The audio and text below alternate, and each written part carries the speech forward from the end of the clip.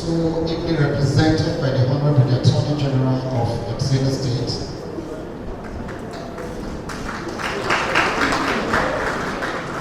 My brother Silk, Chief Tommy Olugun-Orisha, Senior Advocate of Nigeria, the delegation from Abuja, led by Abu the Lagos caucus, led by Fagbemi, my own colleagues from Ibadan, led by Mr. Lukman Akonbi. I've just observed the presence of that indefatigable head of this institution, Engineer Femi Omobube.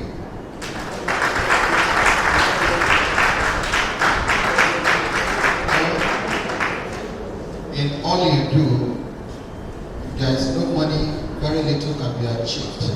So I also recognize the bossa who holds the pulse, that is the Secretary of the Exchequer,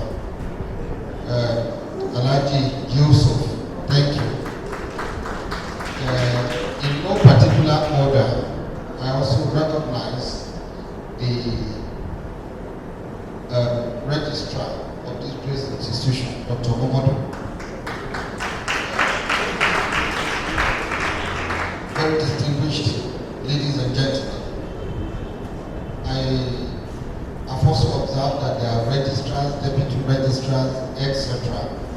And I want to say that I welcome and I appreciate your presence. There are other members of staff of this great institution. You are all welcome. I apologize for coming a bit late. It is not my character, especially when you have the likes of Honorable Papa Okuromu. I apologize. I start on the note of appreciation to Afrikanwatch. Some time ago, after the return of Chief Richard Sholali Akijide to the country, my boss, that world-renowned jurist, Afebabalola, had a matter before a judge here known as Honorable Justice Kessington. Kessington had threatened to jail Afebabalola, according to him, for, being discourteous to the court. To us, to the likes of Chief Williams of blessed memory, the judge was wrong. He just wanted to make a point. But it was not a matter that you can just be discussing without making moves to have it set aside. No matter how unpalatable, illegal, and other may be, unless you make a move to set it aside, it remains valid for all times. So, Chief Akijide, who had just returned to the country, called Afebabalola and said he will be happy to handle the matter for you, pro bono, that is free of charge. And the Lord fell on me as a junior counsel to assist. We went to the Federal High Court where we were to argue the matter. Then Chief Akijide asked me, Lateef, I hope all the press people are here because this is an important matter that the world must know the outcome. He said, I'm sorry, sir, I don't have anybody. He said, you have to. I looked around, there was nobody except a gentleman from the Sketch. Sketch was still in existence, Sketch newspaper. So I was lucky, I was happy, so I took him to Chief Williams. And he said, who did you get? He said, I'm sorry, it's only the man from the Sketch. He said, yes. The Sketch man, have you been able to sketch something? The court said, yes, he was trying to say, sketch it well. So with that, I returned to Afrikanwatch. You have been watching very well, the Afrikanwatch.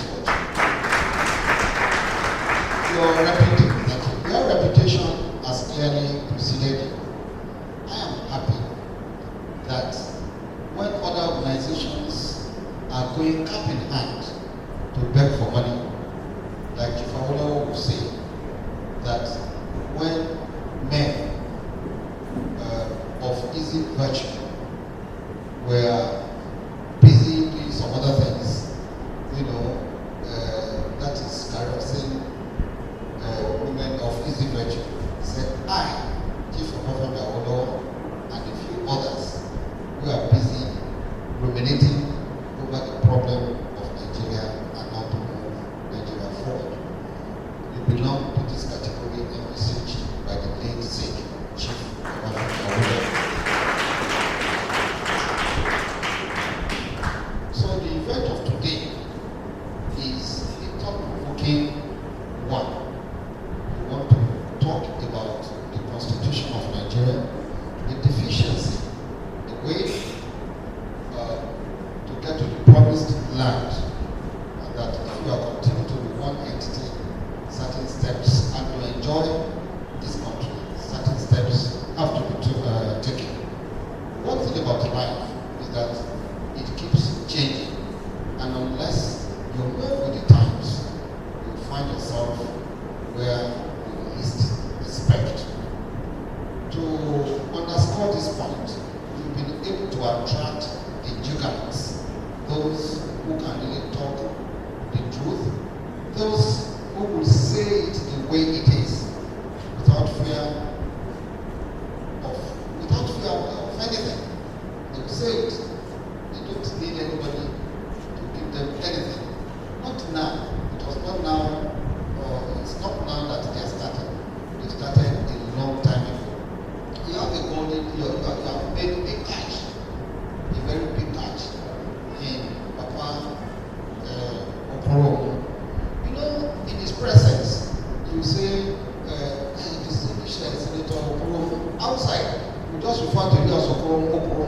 You get to a situation in life that all these appellations, senator, this senator, that, they don't go, you don't mention it. That is, if you have attained a particular status, because they know that when you say Okoro, there is no other Okoro who you are referring to than the distinguished senator.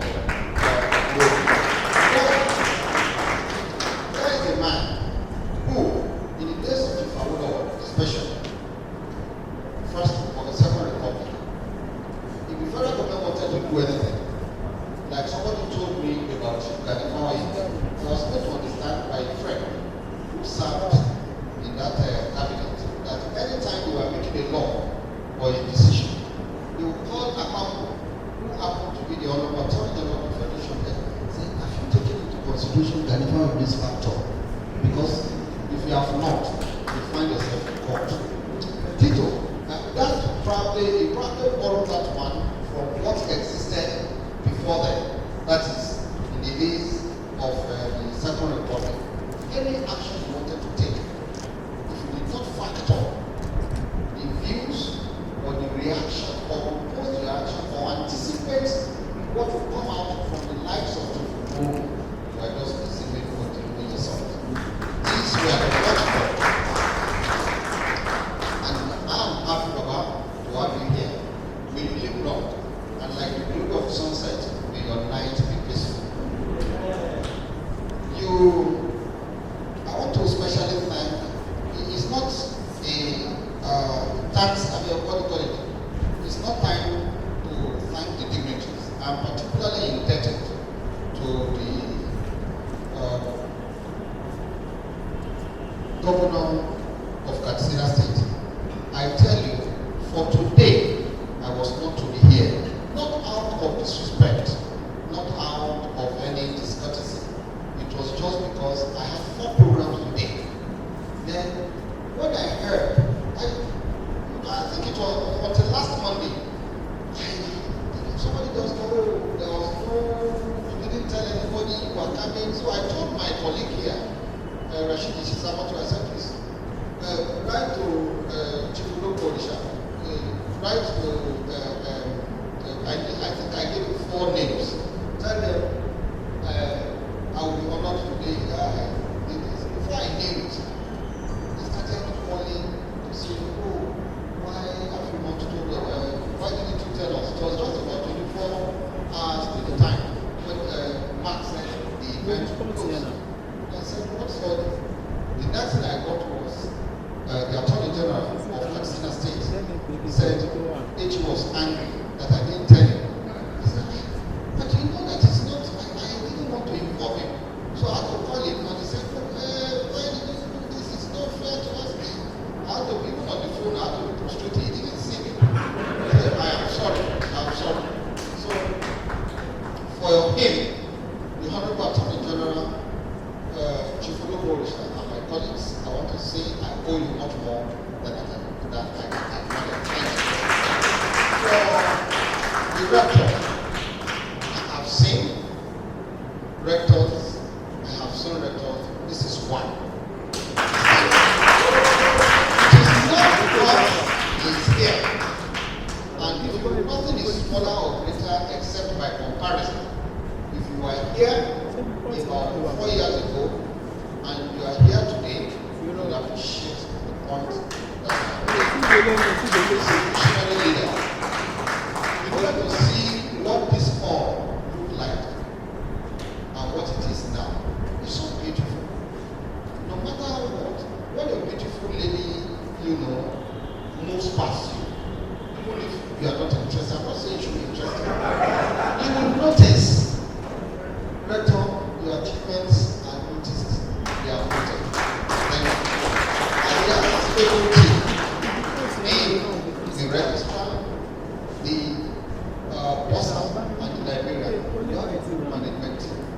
Please continue. And I understand that this place was also given pro bono. God will continue to replenish the pocket of your life. The topic here is about the Constitution of Nigeria. I am not to give that lecture. It is just what we call a keynote address or the chairman's speech. And I have said in that, I'm not going to bore you because it's there in the program. And I say, I'll just read some portions and close up. Otherwise, I will be doing a great disservice or mutilate what is to come. I don't know anything about the topic because I didn't prepare for the subject. Those who have been saddled with the responsibility will do that. And I want to tell you, the Afrikanwatch, you have made good catches in the people you have asked or invited to come and talk about this one. These are people who are familiar voices, familiar heads, familiar, knowledge makers and impactors. And I said the reality, so I'm not going to do that. I said, however, short of the preliminaries, I said the reality on ground under the 1999 Constitution is that for it to be optimally impactful on the economy and benefit the common man, the Constitution must be further reduced and the current provisions made responsive to modern realities and current economic variables. The greatest knowledge that we ought to have learned from operation of the Constitution is that it cannot, as presently constituted, give us a country of our dream of hope, politically and most importantly, economically. Amendment of same is inevitable, and the earlier the better for all of us. No doubt, one of the greatest clogs in the wheels of a progressive Nigerian economy is the over-centralization of our federal structure. Our current system, though nominally a federal system of government, is in practice a classical military system, leaving little or no room for regional diversification or initiatives. A situation where the states of the federation have to wait for the monthly Abuja booty before they could embark on any meaningful developmental project in their respective states does not portend any sign of a better future. The need for an effective and a physical federation cannot be overemphasized. The desired benefit, variables from federal system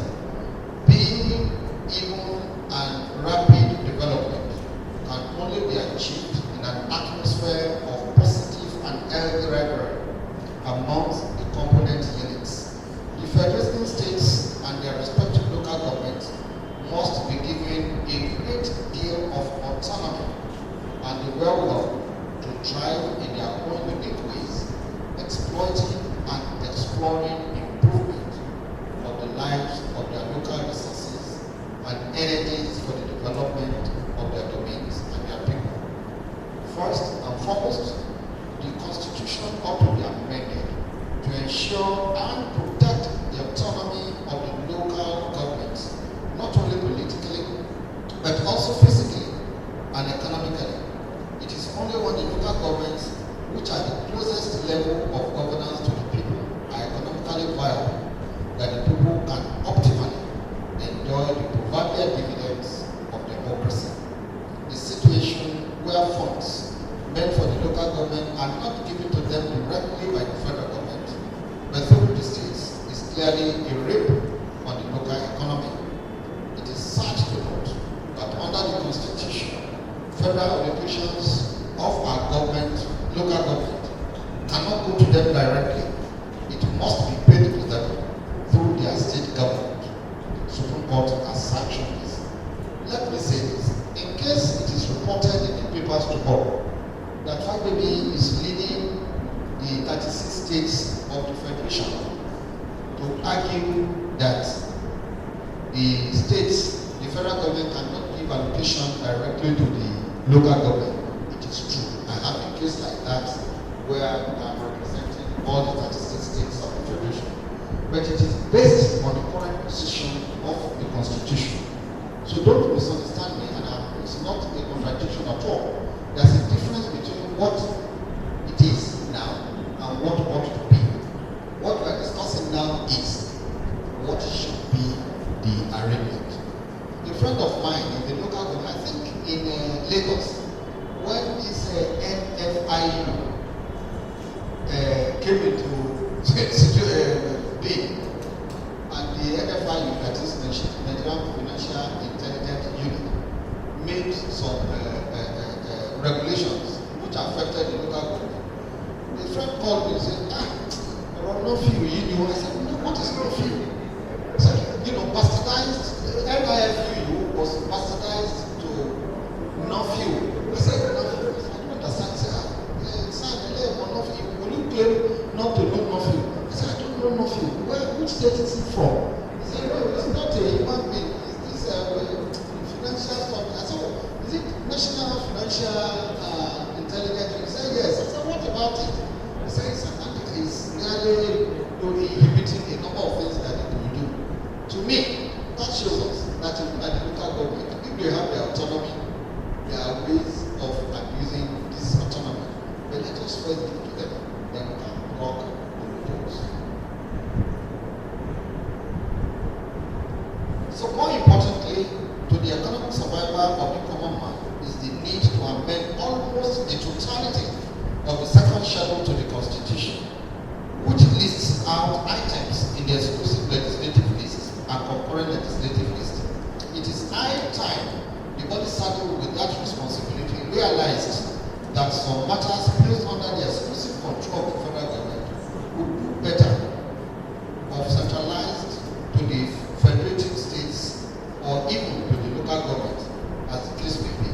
At any rate, several public commentators have opined that the central government would fare better holding only to very few matters of general concern or related to the sovereignty of the country and leaving a whole lot of other issues into the hands of the states.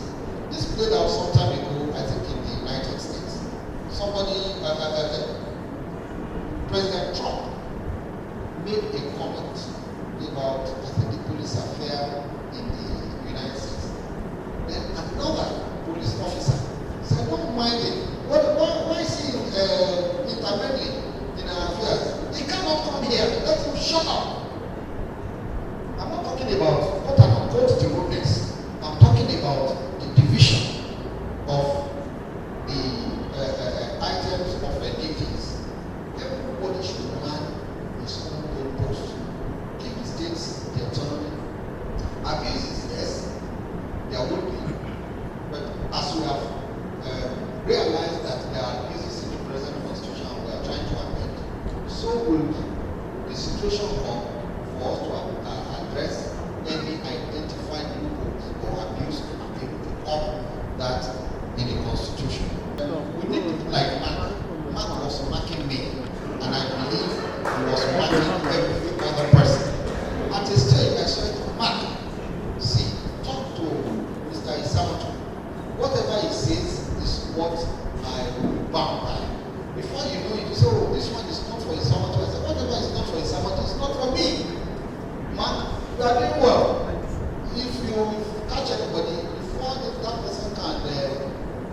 way you sweat, you need astute and very energetic like you.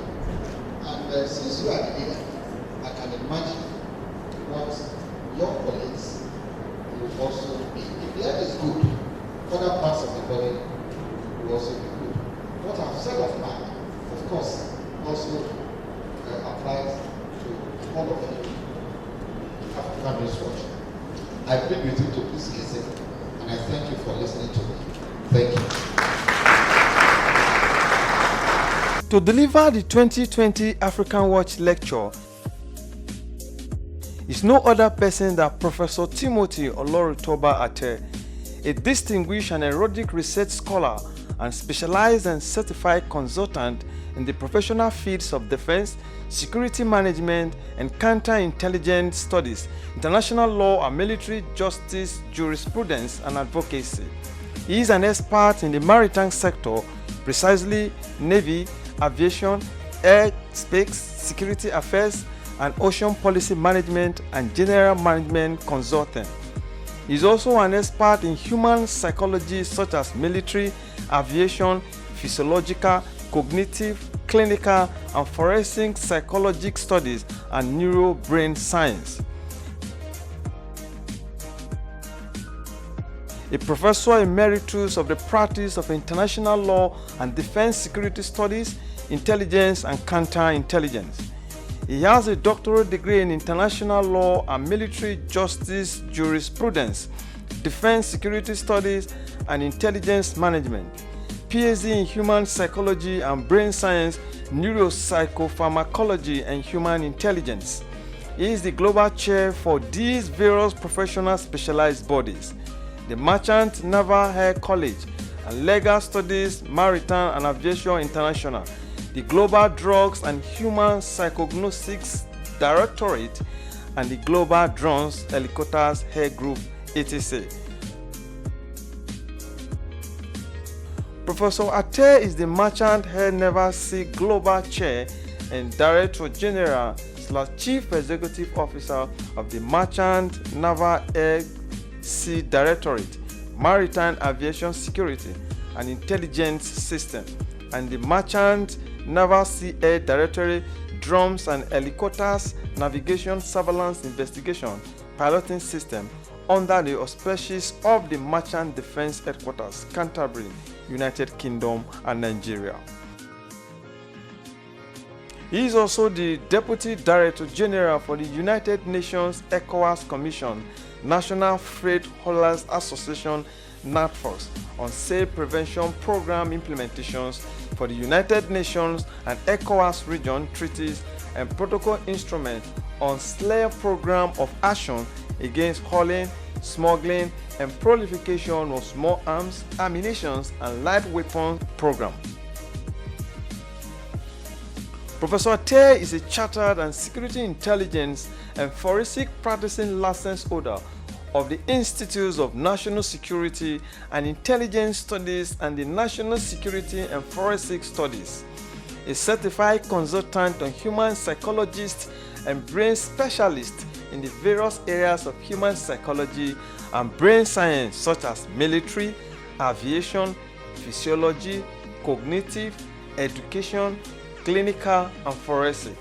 An international maritime organization, certified maritime defense security and counterintelligence specialist, a maritime aviation legal arbitration jurist and adjudicator, a fellowship community advisor to Harvard Online Business School community. Professor Atte is a certified management consultant license holder from the International Council of Management Consulting Institute, United States of America. He is the African Regional Presiding Chancellor to some notable globally recognized universities and research institutes and academics in the United Kingdom, USA, Africa, and Euro-Asia countries. The chair both and Global Advisory Council for the Global Entrepreneurs and Leaders Academy West African Foreign Mentorship Program. Episcopal Chancellor, the Wesley Synod International Mission Canterbury for Africa.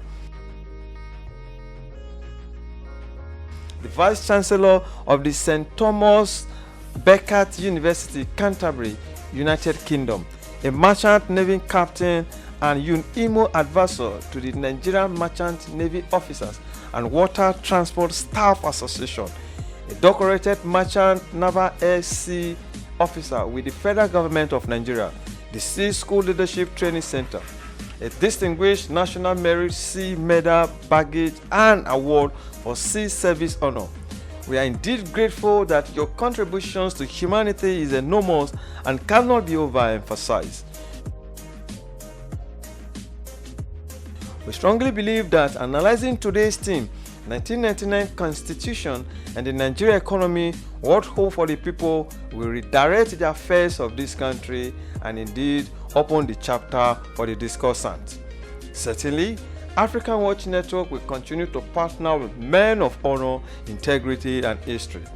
Conclusively, this commentary pays tribute to the following who have paid ultimate prices and sacrifices in delivering our lecture in the past. They include Brigadier General Dr. Oviomo Vaji, OFR retired, Ambassador Dr. Solomon Oke Solomon, Professor Gabriel Babawale, Dr. Tunji Abayomi, Colonel Abayomi Dare retired, Mr. Dennis Amakri MON, Mrs. Ellen Ogbo, Dr. Otive Igbuzo, and Mr. Sam Omasheye. May we now welcome Professor Timothy Atte to deliver his short lecture.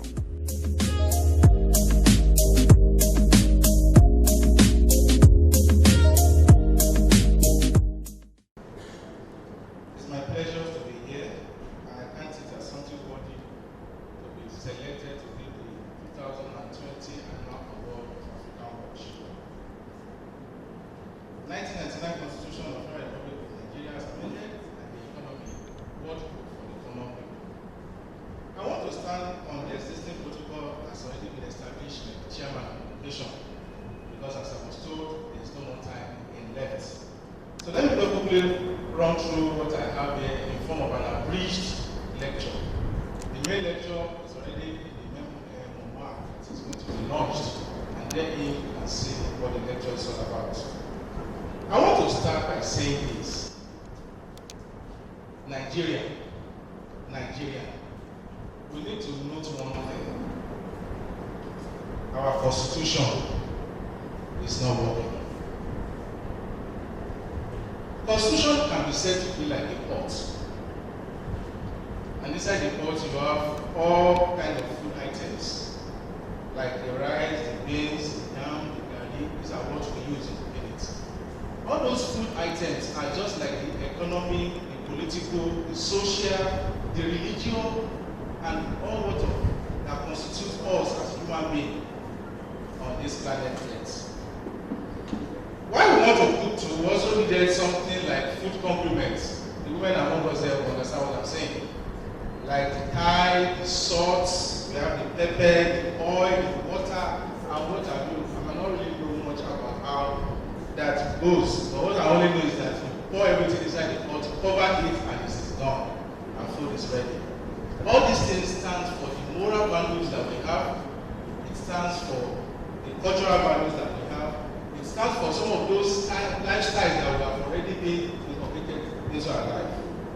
But before I even go on, I just wanted to commend whoever it is that made this citation. I never knew I was like this.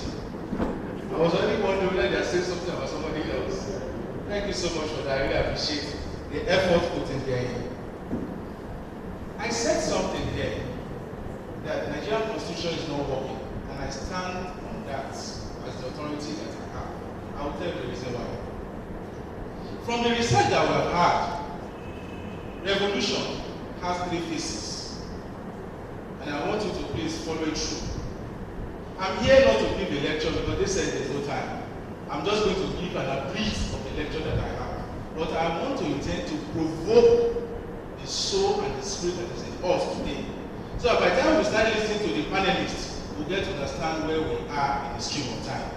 It's really very unfortunate that the time left is finished. We have three phases of revolution. Revolution is something that swindles a state into another state. The first one has to do with the government suppressing the people.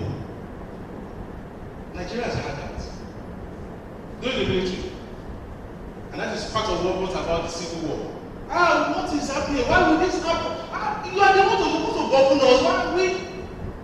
There were a lot of resistance, but because of the power of the khaki and the gun and everything, they were able to suppress Nigeria to such an extent that our daddy here can perfectly explain to us all that happened there. That's the first phase. Nigeria has gone through that first phase. Thank God we came out. The second phase is the people coming against themselves. That's the second phase. And it's so unfortunate that of recent we can attest to that. What is banditry? I heard that word for the first time when they started killing everybody. What is kidnapping? In Port Harcourt, where I reside, the ransom is as low as 20,000 naira now. They might start from 100,000, 100 million, sorry. They bring it out, can you bring 50 million? No, now we don't have. Can you bring 200? Up to 20,000. We are now feeding on ourselves. I take from you, you take from me. I take from you, you take from me. That is the present state of the phase where we are. Remember, I said this is the second phase, right? Now the third phase has to do with the people.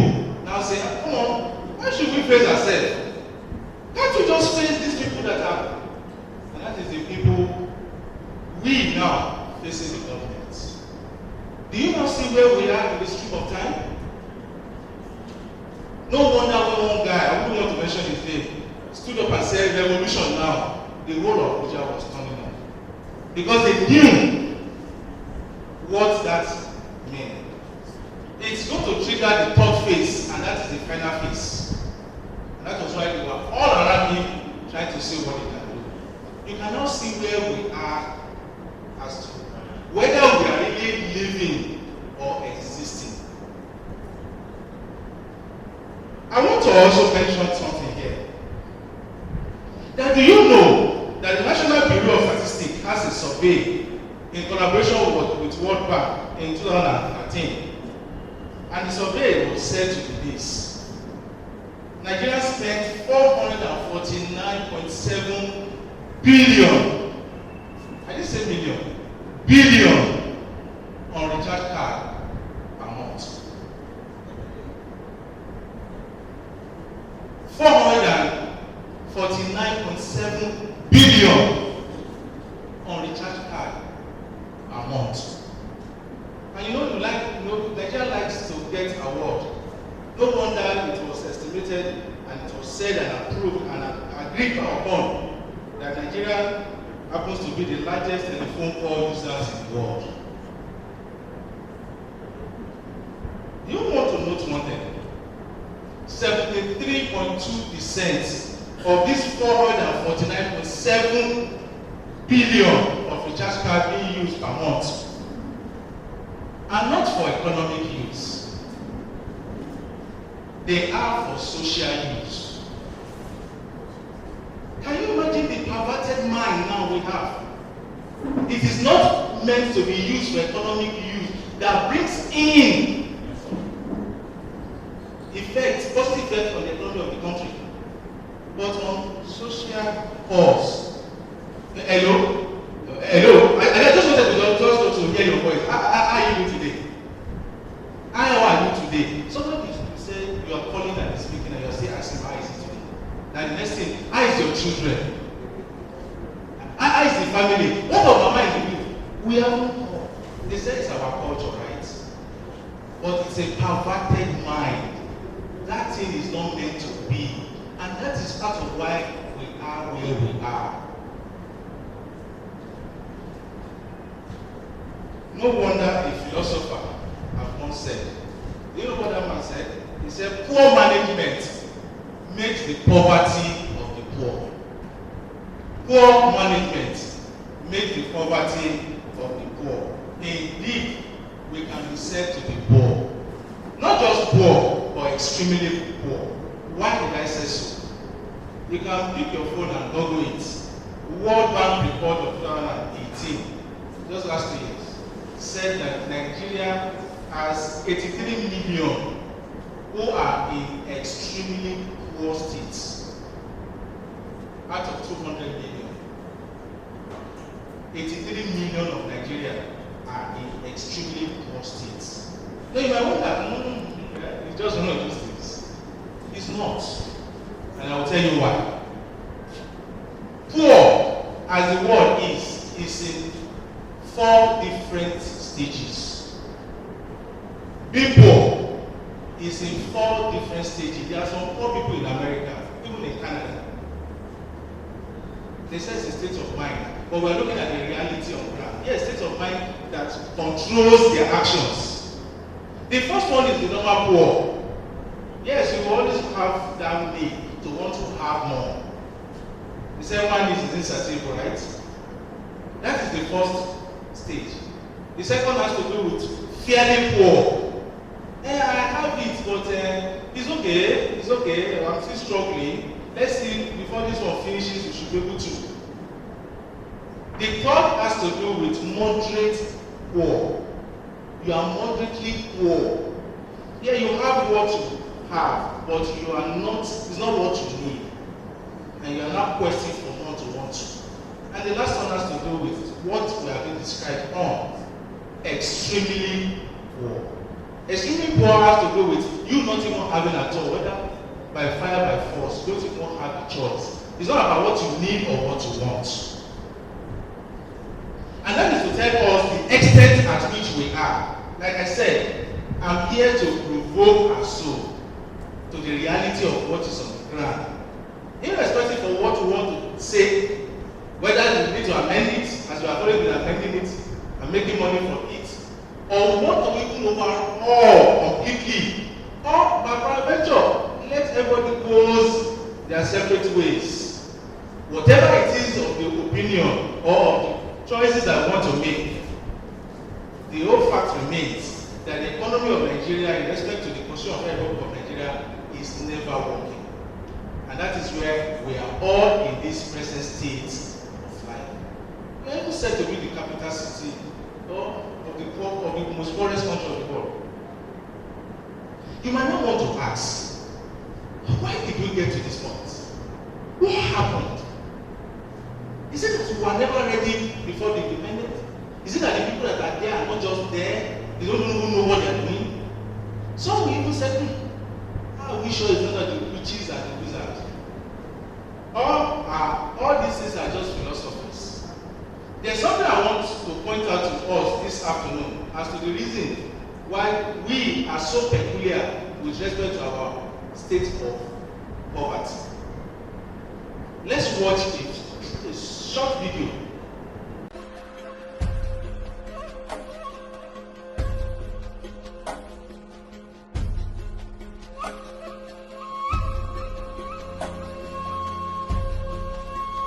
Nigeria cannot be great.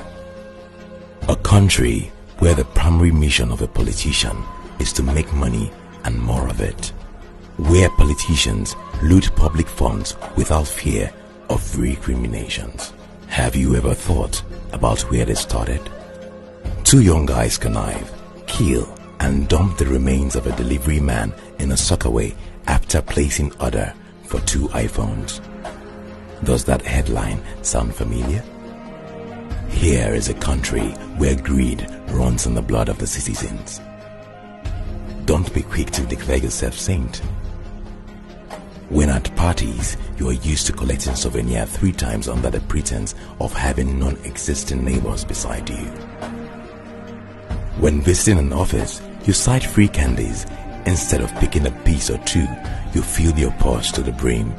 After all, you care less about who else comes visiting same place after you. At the buffet party, we want the taste of everything in large portions.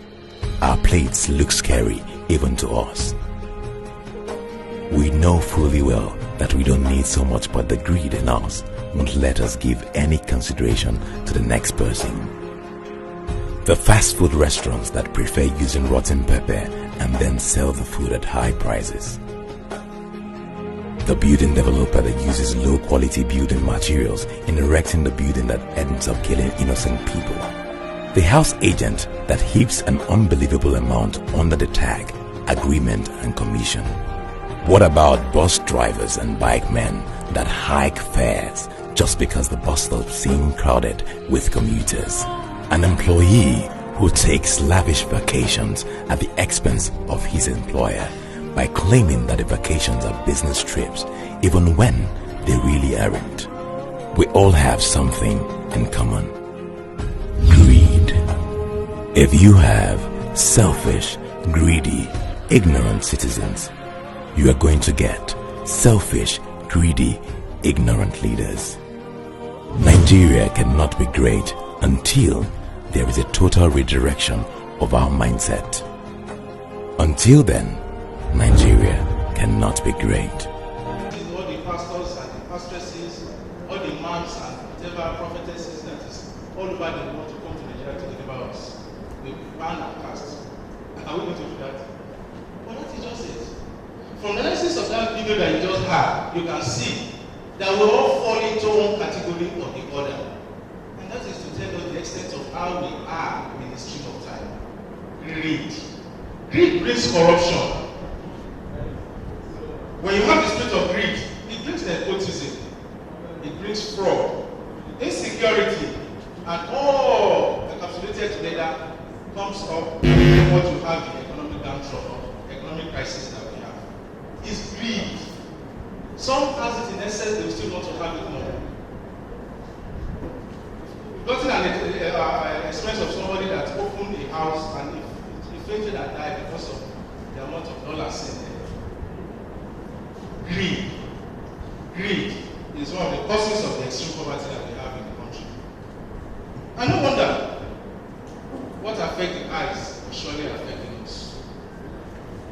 Do you know that from the individual on the streets that might be having this spirit, it has now been institutionalized such that it has now become a norm, something we are so comfortable with.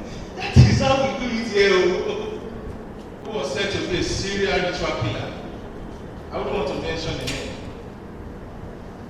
After a year, he was given the judgment of death sentence right here in Lagos. Unfortunately, do you know that the guy has appealed? Imagine somebody that accepted that yes, I do kill.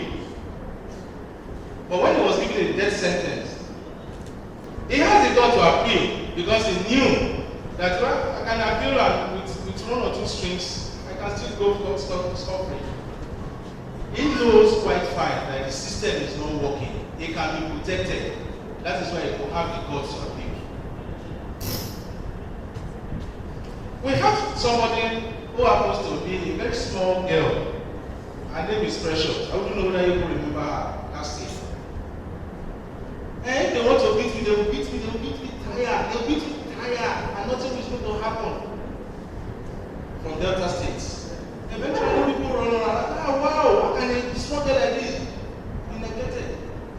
A lot of people gave money in grants, in scholarship. They even bought the father a motorcycle to use in doing Okada and the rest.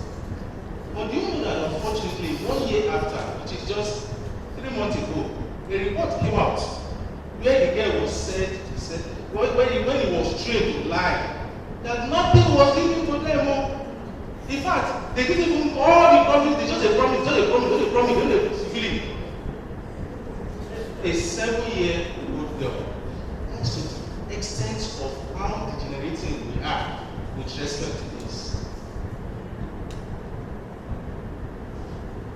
Next Constitution of the Federal Republic of Nigeria, as amended, as we always call it, has nothing to do with the economy of the Nigerian states. There is nothing in correlation with it. In the first place, they said Constitution. I believe the word Constitution comes from the word constitute. To constitute something. Starting from the genesis of how we got our Constitution, was there anything that was constituted? There was nothing. We just woke up one day and we felt that Dr. Lan said, look, we now have a constitution of every of Nigeria as of 1999. No concession from any region was made. No selection from any region was made for it. How then can you call such a constitution? No wonder there are a lot of dracunas and so many other loopholes that are there embedded in the constitution that sometimes you start wondering if this could be A, B, then can't we have C, D, E? But instead, after having A, B, the next one you have is E, D. So uncorrelated. It's because there was never any input in the first place. So just the selected guys that just came up and put a lot of things together. That is why we are where we are. We want to institutionalize what we said about greed that brought about the corruption. And that is why it's very important that we watch this video. This of revolution as discussed. One comes to mind that as an average Nigerian, we all need to be very, very concerned. Concerned in the sense that not just about us discussing what we are to discuss here about the Constitution of the Republic of Nigeria as amended and relating it to the economy of the state of the country with respect to the COVID-19 that is ravaging the whole world. But we need to also put it into heart that we wouldn't want the third phase to occur. For those that say, no, one Nigeria, we can't go. And for those that say, no, we need to move now. They can't be praying for the third phase to occur. Or it's a choice. But what I really wanted us to note this afternoon in this lecture, with what I have in my recommendation as to what you will read in the memoir, is that there should be a new constitution. Not amending.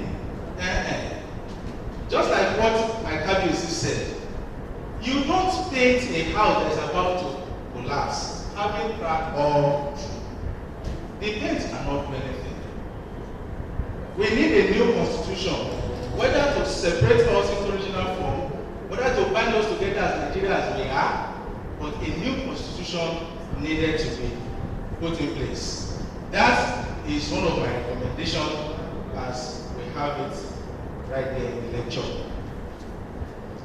We also want to note one thing, that in making a new constitution, a lot of things have to be put in place, especially human capital involvement. It's not about just picking some guys, sitting them down and no.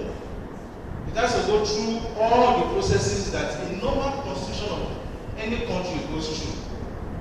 People-oriented, involved kind of a constitution.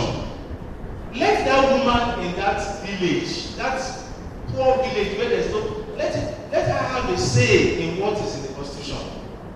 Let those that are technocrats bring in their experiences on what is being obtainable or is written elsewhere in another country and then bring it in.